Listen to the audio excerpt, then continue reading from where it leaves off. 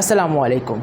First of all, thank you so much, ma'am, for giving me two opportunities. First, to present my presentation through online, and secondly, giving me platform to enhance my presentation and public speaking skills. This is me at Shamchima. I'm from Sindh district Badin, Tehsil Gularchi.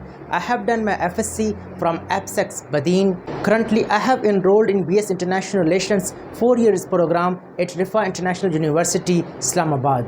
Today, I am going to present the topic organs of government, legislative, executive and judiciary. Imagine a world without any form of government, a world with chaos where laws doesn't exist and the fundamental rights are crushed. It is unimaginable situation, but fortunately we are living in a society that has a system to ensure order, justice and protection of our fundamental rights. Let me share a story with you.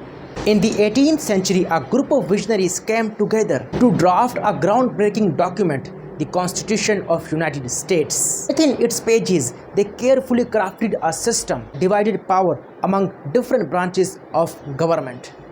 Their aim to prevent any one entity from becoming too powerful and to safeguard the liberties of the people they represented. This remarkable concept of separating powers continues to shape democracies around the world. The purpose of this presentation to educate our audience regarding the organs of government, their functions and responsibilities within a democratic system.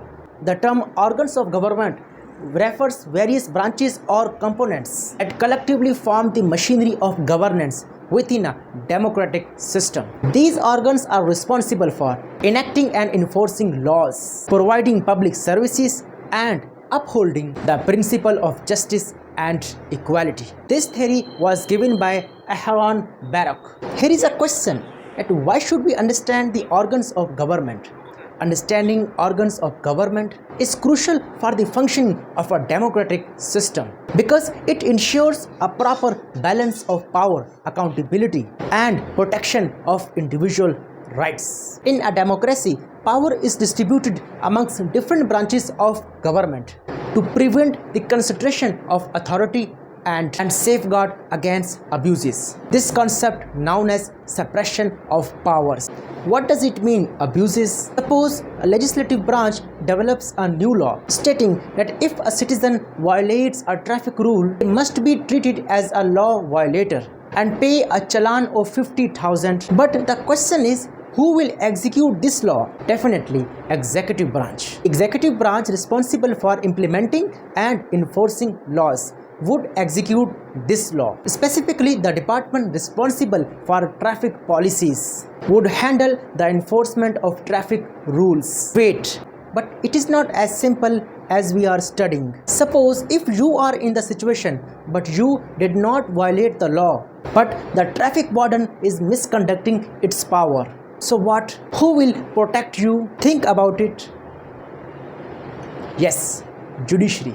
The judiciary represented by the courts that play a vital role in interpretation of laws. In this case, the court will intervene to investigate the situation and determine whether the traffic police is using its power wrongly or if the driver is indeed a violator. This example illustrates that how the different branches of government work together. The legislative branch creates laws, the executive branch enforces it, and the judiciary interprets the law and ensure its fair application. So the importance of organs of government are maintaining law and order, upholding rights, and providing governance. Separation of powers. Concept separation of powers is a fundamental principle of democratic process. The concept of separation of powers is a fundamental principle of democratic governance that aims to distribute and balance power among different branches of government. It ensures that no single branch become too powerful, is able to infringe upon the rights and liberties of the citizens. Separation of powers is based on the idea that dividing authorities among independent branches helps prevent tyranny and fosters a system of checks and balances. Now the word tyranny means a cruel or oppressive government that does not care the people's will. For example, a cruel king or dictator that crush the rights of freedom of expression or freedom of speak. Now we are going to discuss in detail the branches of government. The first branch of government is legislative branch. Legislative branch is also known as legislature or parliament. Is responsible for making laws and representing the interests of the people.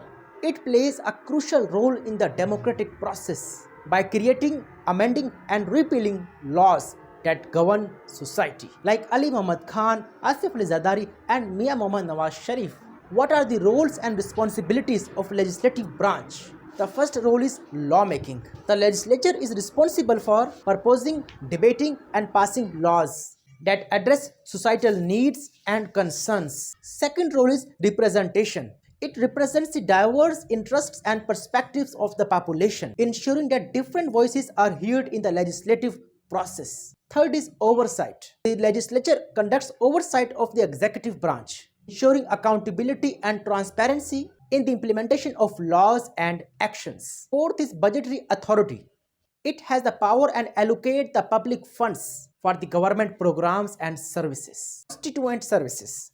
Legislators provide services to their constituency, such as addressing concerns, resolving issues, and representing their interests. In Pakistani context, we can say the legislators are MNAs and senators. For example, Senator Mushtaq rejected the bill of transgender. Why he did reject it? Because the people concerns that they are not ready to accept transgender bill because that does not comply the values of Islamic society. We will see the legislative bodies in different countries. United States Congress consists two chambers, the House of Representatives and the US Senate.